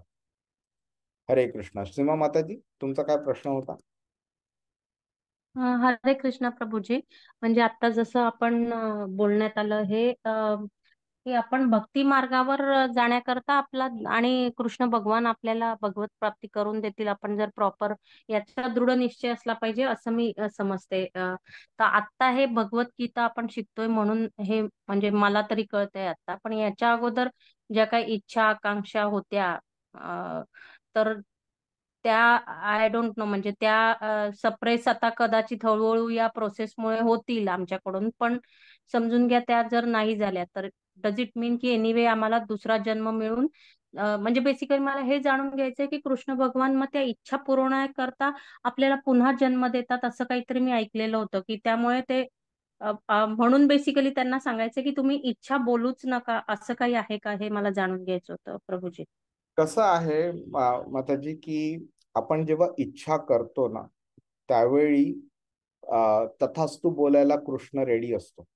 पण तो काय करतो की जेव्हा तुम्ही भक्तीच्या मार्गावरती चालायला चालू करता तुम्ही, त्यावेळी तो ऍक्टिव्हली आपल्याला नॉलेज देत राहतो आपल्याला की बाबा हे चांगलं नाहीये तुझ्याकरता, तू करू नकोस म्हणून. आणि त्याच्यामुळे काय होतं की जर का तरी सुद्धा आपण करायचा प्रयत्न केला तर शेवटी तो तथास्तु बोलतो. अशा वेळी जेव्हा तुम्हाला इच्छा तुम्ही त्या स्टेजला आपण आणून ठेवतो की बाबा मला हवंय म्हणजे हवंय बाबा, जर परमात्मा कृष्ण भगवान तू काहीही म्हण पण मला करायचं, मी करणार. त्या स्टेजला आल्यावरती मग तो इच्छा पूर्ण करतोच करतो. इच्छा होणं is not as big a problem compared to तो इच्छांचा पाठपुरावा करून त्याला पूर्णत्वापर्यंत नेणं किंवा तो दृढ निश्चय निर्माण होईपर्यंत की बाबा मी हे करणारच करणार. That is a problem. आता एखाद्या भक्ताला पण कधी कधी असं मनात येतं की बाबा अरे तिकडे ना त्या मूवी हॉलमध्ये हा चांगला सिनेमा लागलाय बघायला जाऊया. पण त्या नेक्स्ट मुमेंटला त्याला कळतं की बाबा ह्याच्यामध्ये 3 तास माझे फुकट जाणार आहेत, ह्यातनं मला काय मिळणार आहे, असं काय मिळणार आहे ज्याच्यामुळे माझी भक्तीमध्ये प्रगती होईल. मग तो बोलतो अरे काय फालतू विचार मनात येत आहेत माझ्या म्हणून, आणि तो त्या विचारांना बाहेर काढून टाकतो. कृष्ण इथे त्यक्त्वा सर्वान शेषतः बोलतोय. तो हे नाही बोलत आहे की इच्छा येणं बंद होईल तुमच्या मनामध्ये. हा, संकल्प प्रभवान कामान त्यक्त्वा सर्वान शेषतः. तो हे नाही बोलत आहे की तुमच्या मनात हा प्रोसेस फॉलो केल्यावरती इच्छाच येणार नाही. इच्छा येतील. इच्छा येणं हा प्रॉब्लेम नाही. आपण एखादं गाडी बघितली तर लगेच इच्छा होईल अरे किती छान गाडी आहे, आपल्याला मिळेल का, आपल्याला पण हवी आहे. पण नंतर लगेच कळतं अरे बाबा नाही, ते काय उपयोग आहे, आपल्याकडे ऑलरेडी 1-2 गाड्या आहेत, काय गरज आहे, शांत हो म्हणून. मग नंतर ती इच्छा निघून जाते. तर इच्छा येणं इज नॉट अ प्रॉब्लेम. ती इच्छांचा पाठपुरावा करून ती पूर्णत्वाकडे नेण्याचा जो दृढ निश्चय घेतो दॅट इज अ प्रॉब्लेम. आणि जेव्हा तो त्या स्टेजला आलेला असतो की त्यांनी तथास्तु बोललेलं असतं, मग तुम्हाला शरीर तो देईल आणि तुमची इच्छा पूर्ण सुद्धा करेल. पण असं इट इज नॉट नेसेसरी, असं काही हार्ड अँड फास्ट रूल नाहीये की तो तुम्हाला नवीन जन्म देईल. एखाद्या व्यक्तीने समजा BMW मर्सिडीज गाडी हवी असेल, त्यांनी इच्छा केली, पण त्याला नंतर कळलं की बाबा नाही मी काय मूर्खपणा करत होतो, तर त्याची इच्छा पूर्ण करायची असेल तो BMW किंवा मर्सिडीजची तो टॉय कार पण देईल त्याला. घे, तुला हवी होती नाही, घे, आता ह्यातनं आनंद मान. तसंही करू शकतो. किंवा त्या इच्छांना रिजेक्ट करायचं काम असेल ते पण तो करेल. ऑब्जेक्टिव्ह काय आहे की ह्या मार्गावरती दृढ निश्चयाने चालत राहिलं ना की आपल्या ह्या सगळ्या गोष्टी ऑटोमॅटिकली त्या गळून पडतात. फळ पिकलं झाडावर ना की कसं गळून पडतं, तसं भक्तीच्या मार्गावरती ह्या गोष्टी सुद्धा गळून पडतात. त्यामुळे जास्ती अशी चिंता करायची गरज नाही की आपल्याला जन्म घ्यावा लागेल. मे बी आपण तसं काम केलं असेल तर आपल्याला मिळेल. पण आत्ता आपल्याला काय करायचंय, ह्या जन्मी नाही तर पुढच्या जन्मी आपण भक्ती तर कंटिन्युअसली करत राहायची. आपण कधी भक्तीमध्ये मॅच्युअर होऊ, कधी त्याला इच्छा होईल आपल्याला परत घेऊन जायची त्याच्याकडे, हे त्याचं त्यालाच माहिती ना. आपण कशाला चिंता करायची त्याबद्दल. आपलं फक्त काम एकच आहे. विद्यार्थ्याचं काम काय आहे? अभ्यास करणं. परीक्षेमध्ये पेपर कसा सेट होईल, पास हो नाही हो, त्याची चिंता करायची आपल्याला गरज नाही. हम्म, हम्म. आणि एक जस्ट 2 सेकंदाकरता क्विकली माझा एक्सपिरियन्स शेअर करते प्रभूजी, की अगोदर म्हणजे लग्नाकरता वगैरे जायचं असलं तर नाही, छान साडी, आपण युनिक साडी असली पाहिजे आपली, असं तसं असं वाटायचं. पण आता ऑटोमॅटिकली कोणती साडी असली तरी मला काही फरक पडत नाही. तो हे automatically basically I am experiencing is what I wanted to share actually. मस्त, खूप छान. म्हणजे जसं आता ही म्हणजे तसं कोणती साडी घालणं ही जशी एक स्टेज आहे, तसं तसं त्या स्टेजवरनं पुढे पुढे जाता जाता आपल्याला बाकीच्या गोष्टींबद्दल सुद्धा थोडी थोडी आसक्ती कमी कमी होत राहते. मेन ऑब्जेक्टिव्ह काय आहे, की ह्यांच्याबद्दल, ह्या गोष्टींबद्दल आसक्ती कमी होणं is not a objective. Objective हे कृष्णाबद्दल आसक्ती निर्माण होणं, दॅट इज द हम्म, ऑब्जेक्टिव्ह. हम्म, हम्म. निगेटिव्ह वरनं झिरो वरती येणं इज नॉट अवर ऑब्जेक्टिव्ह, पण झिरोच्या पुढेही पॉझिटिव्हला जाणं हे ऑब्जेक्टिव्ह आहे. आणि हो. ह्याच पॉइंटला आपण टच अप करू. 7व्या अध्याय जेव्हा चालू करू त्यावेळी कृष्ण पहिल्याच श्लोकात म्हणतो, मय्यासक्त मनः पार्थ. आतापर्यंत कृष्ण काय बोललेला आहे 6व्या अध्यायाच्या 32व्या श्लोकापर्यंत, आसक्ती ठेवू नका, आसक्ती ठेवू नका असं बोललंय. पण आसक्ती बॅड नाहीये. ऑब्जेक्ट ज्याच्यावरती आपली आसक्ती आहे ती, दॅट कॉम्बिनेशन इज बॅड. आसक्ती as a process is not bad. म्हणून कृष्ण बोलतोय की मय्यासक्त मनः पार्थ, तुमच्या मनाची आसक्ती जी आहे ती माझ्यावरती ठेवा. That is the biggest difference between bhakti yoga आणि बाकीचे सगळे योग. बाकीचे सगळे योग तुम्हाला काय करू नका ते शिकवतात, पण काय करायचं, कोणाप्रती करायचं ते नाही शिकवत. भक्ती योग कोणाप्रती ते करायचं ते शिकवतो, कसं करायचं, का करायचं ते शिकवतो. ज्याच्यामुळे ऑटोमॅटिकली जे नाही करायला पाहिजे ते आपण स्टॉप करतो आणि जे करायला पाहिजे तेच फक्त करत राहतो. धन्यवाद प्रभूजी. शनैरुपरमेद बुद्ध्या धृती गृहीतया आत्मसंस्थं मनः कृत्वा न किंचिदपि चिंतयेत. हरे कृष्ण प्रभूजी. हळूहळू क्रमशः दृढ विश्वासाने युक्त झालेल्या बुद्धीद्वारे समाधीमध्ये मनुष्याने स्थित झाले पाहिजे, आणि याप्रमाणे मन केवळ आत्म्यावर स्थित केले पाहिजे व इतर कशाचाही विचार करू नये. हरे कृष्ण. हरे कृष्ण.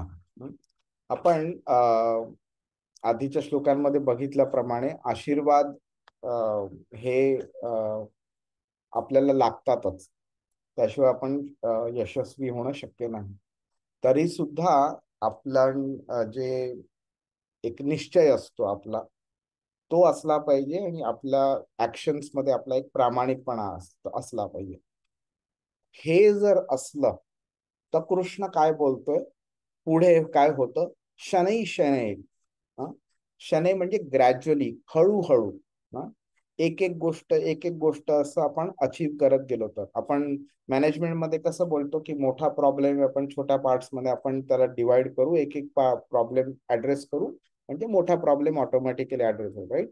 तर आपल्याला योग साधना करायची असेल तर आपल्याला तो एक मोठा पर्वत लागेल, पण आपण जर का एक एक फूट, 2-2 फूट असं वरती वरती वरती चढत गेलो तर आपल्याला तो शेवटी तो माउंटन आपण स्केल करू शकू आपण एकेका पायरी. तर ही जी योगाची जी पद्धत जी आहे, ही पूर्ण प्रोसेस जी आहे, हे एका स्टेप मध्ये संपूर्ण माउंटन आपण स्केल नाही करू शकत. तर त्याप्रमाणे तर आपण असं तत्काळ जे आहे त्याच्यावरती आपण म्हणजे एक्सपेक्ट पण नाही करू शकणार की आपल्याला जे सक्सेस आहे ते इमिडिएटली मिळेल म्हणून कृष्ण काय बोलतोय, शनै शनै रूप मिळेल. ठीक आहे. आता नंतर पुढे काय, तर बुद्ध्या धृती गृहीतया. बुद्ध्या म्हणजे बुद्धीचा वापर, धृती म्हणजे डिटर्मिनेशन.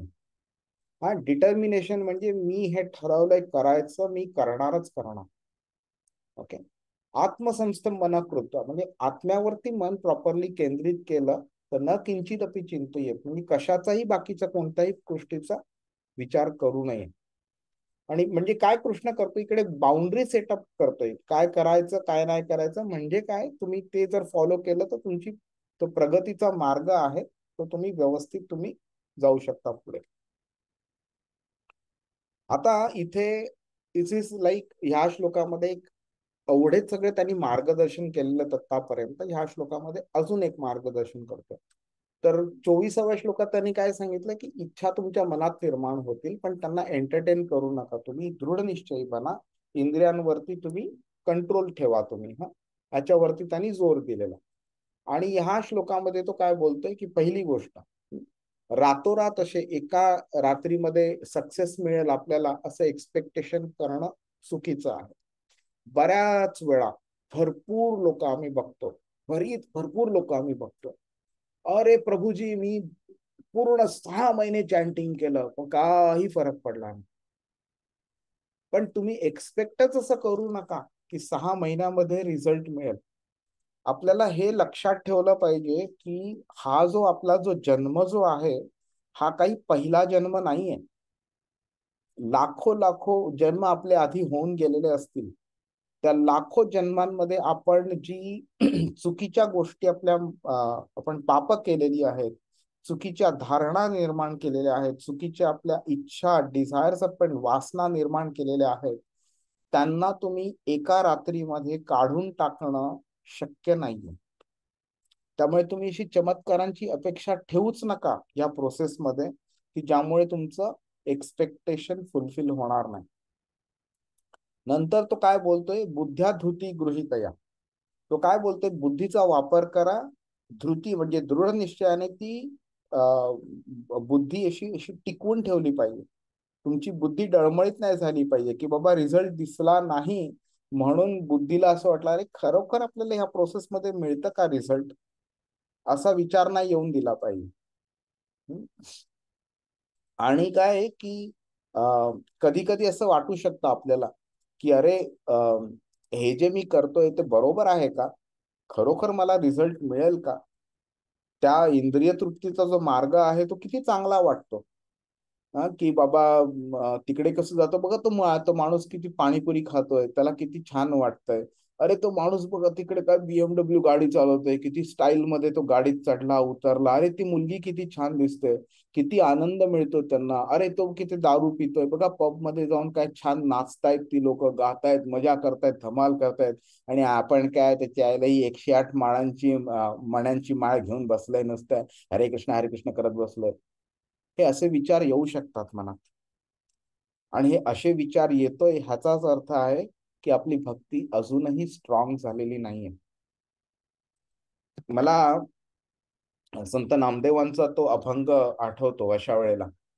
आणि हे विचार असे माझ्या मनात सुद्धा सुरुवातीला यायचे. पण जेव्हा हा अभंग मी ऐकला, वाचला, अर्थ समजला मला, त्यावेळीपासनं म्हणजे एक वेगळं अर्थ समजायला लागला भक्ती मार्गाचा. तर नामदेवांचा अभंग तो असा आहे की हाची नेम आता न फिरे माघारी. नेम म्हणजे rule. It's not a regulation or a guideline, it is a rule. हाची नेम आता न फिरे माघारी म्हणजे मी आधी चुकीच्या डायरेक्शनला चालत होतो आणि आता मी राईट डायरेक्शनला चालायला चालू केलंय, पण आता मी माघारी फिरणार नाही. बैसले शेजारी, माझ्या शेजारी एक व्यक्ती बसली आहे. कोण? गोविंद है. गोविंद कृष्ण आपल्या बाजूला बसलेला आहे. आपल्याला फक्त त्याच्याकडे बघायची आवश्यकता आहे, आपला हात त्याच्या हातात द्यायची आवश्यकता आहे. तो आपला हात आपल्या हातात घेईल आणि आपल्याला घेऊन जाईल. तो आपल्याला फक्त तेवढं काम करायचं. त्यामुळे हे इंद्रियाचे मार्ग जे असतात ना, हे मायेमुळे क्रिएट झालेले असतात. हे अतिशय अट्रॅक्टिव्ह असतात, अतिशय अट्रॅक्टिव्ह असतात. त्यांना नाही बोलणं खूप डिफिकल्ट असतं. जेवढं जेवढं तुम्ही त्यांना हो बोलाल तेवढं तेवढं तुम्हाला पुढच्या वेळी नाही बोलायला अजून डिफिकल्ट होईल. तर तुम्ही इमॅजिन करा, तुम्ही ह्या स्टेजला आहात आता, तुम्ही पहिल्यांदा नाही बोलू शकला नाही, तुम्ही ह्या स्टेजवर आलात, मग परत ना ह्या स्टेज असं करत करत खालती चाललाय तुम्ही. तर त्यानंतर तुम्ही एवढं खाली घसरलं, त्या अट्रॅक्टिव्हनेसची पॉवर वाढत जाते, तुमची डिटर्मिनेशन कमी कमी होत जातं आणि त्यांना नाही बोलणं अजून डिफिकल्ट होत जातं. त्यामुळे जेवढ्या लवकर तेवढं शक्य अशा गोष्टींना नाही बोलणं, जेवढ्या लवकर जेवढ्या शक्य तेवढं कृष्णाच्या हातात आपला हात द्यायचा आणि बघायचं, बाबा तूच बघ आता काय करायचं ते, आणि घेऊन जा मला तुझ्या मार्गावरती. त्यामुळे थोड्या वेळाकरता हा इंद्रिय तृप्तीचा मार्ग असा आनंददायी वाटू शकतो, पण नंतर आपल्याला कळतं की बाबा महिन्याला 15% वर्षामध्ये डबल पैसा असे अशी आश्वासनं देणारे ज्या कंपन्या असतात, त्यांच्या मार्गावरती चालल्यावर नंतर आपल्याला कळतं ना की त्यांनी मूर्ख बनवलं आपल्याला. तर ह्या इंद्रिय तृप्तीच्या मार्गावरती गेलो तर आपल्याला सुरुवातीला आनंद दिसतो, नंतर आपण मूर्खच बनलेलो असतो. त्यामुळे कृष्ण बोलतोय की निराशा, अडथळे हे वगैरे सगळे येतात, किंवा इंद्रिय तृप्तीचा मार्ग आनंददायी दिसतो वगैरे, ह्याच्यावरती मात करायला धृती, दृढ निश्चय ह्याची खूप गरज आहे. ठीक आहे. आपण ह्याबद्दल बोललो, शनै शनै उपरमेत, ह्याचं महत्व काय आहे. तर टप्प्याटप्प्याने प्रगती म्हणजे शनै शनैर, म्हणजे की उपरमेत म्हणजे थांबणं. पुढे आधी सुद्धा यत्रो परमते चित्तम आणि कृष्णाने शब्द वापरलेला 20व्या श्लोकामध्ये. तर इकडे सुद्धा तो उपरमेत याचा हे आहे. तो याचा अर्थ असा आहे की हा जो डोंगर आहे आध्यात्मिक मार्गाचा, तो एका उडीत चढता येत नाही, आपल्याला हळूहळू चढावं लागतं. पण जो मायेचा, इंद्रिय तृप्तीचा जो आनंद आहे, त्याच्यावरती आपल्याला काय करायचं, फक्त उडी मारायची असते बस. छोटीशी उडी मारली तर एका उडीमुळे आपण जेवढ्या खालती पाहिजे तेवढं जाऊ शकतो, काही हे नाही. जिथे म्हणजे 50,000 फूट जरी तुम्ही वरती असला आणि तिकडनं तुम्ही उडी मारली, तर तुम्ही एका उडीमध्ये 50,000 फूट खालती उतरू शकाल तुम्ही. पण तुम्हाला 500 फुटांचा आध्यात्मिक डोंगर चढायला सुद्धा एक एक पाऊलच लागतं, तुम्ही एका उडीत जाऊ नाही शकणार. पण गंमत अशी आहे की तिकडे तुम्ही खाली पडताय परमनंटली, किंवा for a very long time. इकडे तुम्ही चालत जाणार आणि खाली पडण्याची काहीही प्रोबॅबिलिटी नाही. छोटी छोटी पावलं उचलावी लागतात. आपल्याला कधी थकवा येऊ शकतो ह्या मार्गावरती, कधी कधी आपल्याला डिफिकल्ट होतं. लाईक फॉर एक्झाम्पल, सुरुवातीला आम्हाला असं व्हायचं की 16 माळा जपायच्या दिवसाला, अरे कसं शक्य आहे, 2 तास लागतील, कुठनं वेळ काढायचा, वेळच नाही आपल्याकडे वगैरे. काही नाही, ग्रॅज्युअली सगळ्या गोष्टी पडत राहतात प्रॉपरली प्लेसमध्ये. लवकर उठणं चालू होतं, टीव्ही बघणं कमी होऊन जातं, मित्रांच्या अननेसेसरी ज्या मुंडेन गप्पा असतात, ज्याचा म्हणजे आध्यात्मिक प्रगतीशी काहीही रिलेशनशिप, त्या कमी कमी होत जातं. ऑफिसमध्ये टाइमपास करत लोक गप्पा मारत बसलेले असतात, ते कमी होतं. स्वतःचं काम लवकरात लवकर कंप्लीट करणं आणि घरी परत येणं आणि चॅन्टिंग करणं किंवा आध्यात्मिक गोष्टी करणं, कृष्णाची पूजा करणं, ह्या गोष्टी ऑटोमॅटिकली आपला इंटरेस्ट निर्माण होतो, आपण त्याच्यावरती वेळ स्पेंड करायला लागतो. या सगळ्या गोष्टी ग्रॅज्युअली घडतात, हे कृष्ण सांगतोय. तर आता पण कृष्णाने काय सांगितलं आपल्याला, बुद्ध्या धृती गृहीतया, म्हणजे काय, ही बुद्धी जी आहे त्याला एका डिटर्मिनेशन, एक चिकाटी असली पाहिजे, आणि योग्य चिकाटी असली पाहिजे, म्हणजे योग्य मार्गावरतीच चिकाटी दाखवली पाहिजे. नाहीतर एखादी व्यक्ती ह्याचं चुकीचा अर्थ काढेल आणि बोलेल की बाबा मला निगेटिव्ह गोष्टी करायच्या आणि मी एकदम डिटरमाइंडली मी करणार, कृष्णाने सांगितलं. तर तसं नाहीये, मार्ग पण बरोबर असला पाहिजे, प्रॉपर बुद्धीने आपण त्याचा मार्गाचं अनालिसिस केलं पाहिजे, आणि त्याच्यावरती धृती म्हणजे डिटर्मिनेशननी त्याच्यावरती केलं पाहिजे. तर 14व्या, 17व्या आणि 18व्या अध्यायामध्ये कृष्णाने हे सत्व, रज आणि तमोगुण ह्यांचं आपल्याला इंट्रोडक्शन करून दिलेलं आहे. आणि 17व्या आणि 18व्या अध्यायामध्ये कोणत्या गोष्टी कोणत्या गुणामध्ये असतात आणि त्याला कसं आपण ओळखावं ते सांगितलं. तर तिथे सुद्धा डिटर्मिनेशन ही कशी असते, सत्वगुणी माणसाची, रजोगुणी माणसाची आणि तमोगुणी माणसाची, ही त्यांनी 18व्या अध्यायात सांगितलेली आहे. की आपण आपलं एक ध्येय ठेवतो, त्याचा पाठपुरावा करतो, पण जेव्हा आपण ध्येय इंद्रिय तृप्तीचा ठेवतो तेव्हा आपल्याला फक्त दुःखच दुःख मिळतं. आणि पण जेव्हा आपण योग्य मार्ग जाणून घेतो आणि त्याचं अनुसरण करतो आणि त्या मार्गावरती आपण चालतो, तर हरणं त्या मार्गावरती शक्यच नाही. ओके.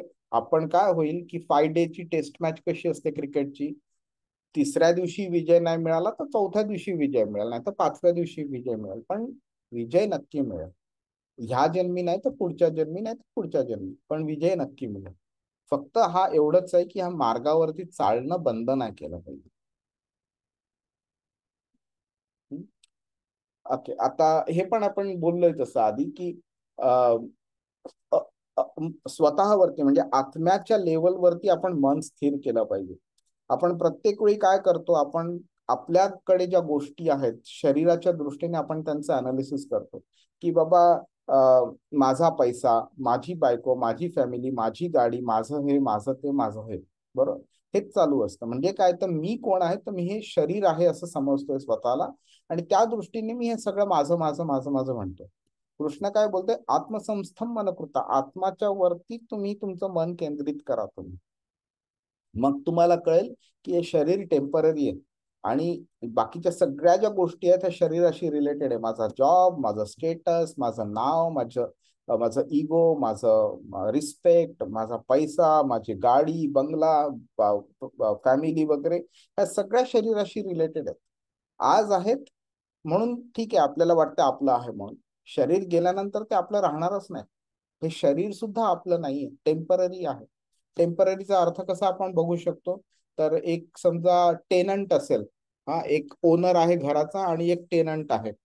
तर त्या ओनरनी ते घर भाड्यावरती टेनंटला दिलेलं आहे. तर टेनंट बोलेल काय, हे घर माझं आहे म्हणून परमनंटली मी ह्याच्यात राहणार नाही. जोपर्यंत लिव्ह अँड लायसन्स अग्रीमेंट आहे, जोपर्यंत तू भाडं देतो तोपर्यंत तू राहणार. जोपर्यंत ह्या शरीरामध्ये श्वास घेण्याची ऐपत आहे तोपर्यंत तू राहणार. जेव्हा ती ऐपत संपेल, जेव्हा ती ॲबिलिटी संपेल श्वास घेण्याची, तोपर्यंत तेव्हा तुला जावं लागणार बाहेर. तर ह्या शरीराला आपण परमनंटली आपलं आहे असं मानणंच चुकीचं आहे. त्यामुळे शरीराशी ह्या सगळ्या ज्या गोष्टी रिलेटेड आहेत ना, किंचिदपि चिंतेत, त्याचा तुम्ही जास्ती विचार करू नका. हा, योग सिद्धी प्राप्ती करायची असेल, कृष्णाची प्राप्ती करायची असेल, तर जेवढं तुम्ही शरीराशी रिलेटेड राहाल तेवढं तुम्हाला तो मार्ग डिफिकल्ट पडत जाईल आणि जेवढं तुम्ही आत्म्याशी रिलेटेड राहाल तेवढं तुम्हाला तो मार्ग सिंपल होत जाईल तुम्हाला.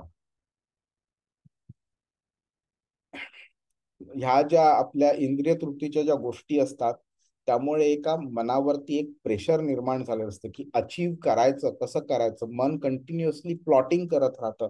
मी हे केलं तर मला ते मिळेल का, मी ते केलं तर हे मिळेल का, हे चालत राहतं त्याचं कंटिन्युअसली. आणि त्याच्यामुळे काय होतं की आपलं जो कॉन्शियसनेस, आपली चेतना जी असते ना, ती ह्याच गोष्टींच्या भोवती फिरत राहते. आपण एक 16 वर्षाचा 18 वर्षाचा मुलगा असेल, कॉलेजात जायला चालू केलंय त्याने, हा, त्याला एखादी मुलगी आवडली कॉलेजमध्ये जाणारी, किंवा ते एका मुलीला एक मुलगा आवडला कॉलेजमध्ये जाणारा, तर काय होतं त्यांच्या विचारांमध्ये ती मुलगी किंवा तो मुलगा कंटिन्युअसली येत राहतो. हा, आणि त्याच्यामुळे बाकीचे विचार येत नाही. तसंच होतं जेव्हा ह्या इंद्रिय तृप्तींच्या ज्या गोष्टी असतात ना, ते आपले जेव्हा मनावरती कंट्रोल घेतात त्यावेळी मनामध्ये त्यांच्या व्यतिरिक्त दुसरे विचार येतच नाही. त्यामुळे काय होतं की कृष्णाबद्दल विचार येण्याला स्कोप अजूनही मिनिमाइज होऊन जातो आणि पूर्ण आपलं जो चैतन्य असतं, चेतना जी असते, त्याचा ताबा पूर्णपणे त्यांनी घेतलेला असतो. आणि मग काय होतं की त्या सगळ्या ज्या आपल्या ऍक्शन्स असतात, त्या ऍक्शन्स आर अलाइंड और ओरिएंटेड टुवर्ड्स दीज थॉट्स. त्यामुळे कृष्ण बोलते की तुम्ही ह्या तृप्तीचा पाठपुरावा करू नका, किंवा तुम्ही ते जर केलं तर तुम्हाला तुमचं मन विचलित होईल आणि तुम्हाला मग माझ्यावरती मन कॉन्सन्ट्रेट करायला तुम्हाला डिफिकल्ट जाईल तुम्हाला. आता हे आय थिंक ही लास्ट आहे बहुतेक स्लाइड. तर समाधी एक भक्त कसा अचीव करू शकतो, तर दृढ विश्वास असतो त्याचा. त्यांनी ध्यान संपूर्ण कृष्णावरती ठेवलेलं असतं आणि तो त्याद्वारे तो इंद्रियांना संयमित करत असतो. आणि ह्या गोष्टीला म्हणजे एक प्रॉपर विश्वास असणं आणि कंटिन्युअसली ग्रॅज्युअली छोटे छोटे छोटे ऍक्शन्स करत राहणं आणि इंद्रियांना सप्रेस करत राहणं, यालाच प्रत्याहार म्हणतात. आपण अष्टांग योग बघितलं ना, यम नियम आसन प्राणायाम प्रत्याहार धारणा ध्यान समाधी. त्याच्यातलं जी प्रत्याहार जी स्टेज आहे, त्या स्टेजमध्ये इंद्रियांना कंट्रोल करण्यावरती फोकस केलेलं जातं. अशा वेळी काय होतं की आपली जी बुद्धी असते देहा रिलेटेड असते, ती बुद्धी आपली म्हणजे देहापासून आत्म्यावरती स्थिर व्हायला चालू होते जेव्हा आपण इंद्रियांवरती कंट्रोल करायला जातो त्यावेळी. आणि त्यामुळे अशा ह्याच्यातनं जर आनंद निर्माण होत असेल तर त्या आनंदाला खरा आनंद मानला नाही पाहिजे. आणि जो आपल्याला परमार्थामधनं आनंद मिळतो त्या आनंदामधनं आपण ऑटोमॅटिकली आपल्याला आनंद निर्माण होतो. आता तुम्ही एखाद्या छान भक्ताला, आपण संत तुकारामांचं एक्झाम्पल घेऊ. या संत तुकारामांना समजा ते विठ्ठलाचं ध्यान करत बसलेत, छान विठ्ठलाचं नाम संकीर्तन करतात आणि त्यांना समजा आपण उठवायला गेलो की बाबा उठा उठा, ध्यान काय तुम्ही करत बसलाय, तिथे इंडिया पाकिस्तानची वर्ल्ड कप क्रिकेटची फायनल मॅच चालली आणि सचिन तेंडुलकर काय खेळतोय आणि तो शोएब अख्तरला काय मारतोय, चला चला बघायला चला. तर तुम्हाला काय वाटतं, संत तुकाराम विठ्ठलाचं ध्यान सोडून येतील क्रिकेटची मॅच बघायला? ऑब्विसली नाही. तर ते काइंड ऑफ हा प्रकार होतो जेव्हा आपण कृष्णावरती मन अटॅच करतो, आपण ऑटोमॅटिकली बाकीच्या गोष्टी स्टॉप होतात. Hare Krishna. Thank you very much. मी सॉरी थोडा जरा जास्ती वेळ घेतला, जास्ती नाही बराच जास्ती वेळ घेतला, सॉरी त्याबद्दल. हरे कृष्ण. हरे कृष्णा. धन्यवाद प्रभूजी. हरे कृष्ण. हरे कृष्ण. हरे कृष्ण. Hare Krishna, Krishna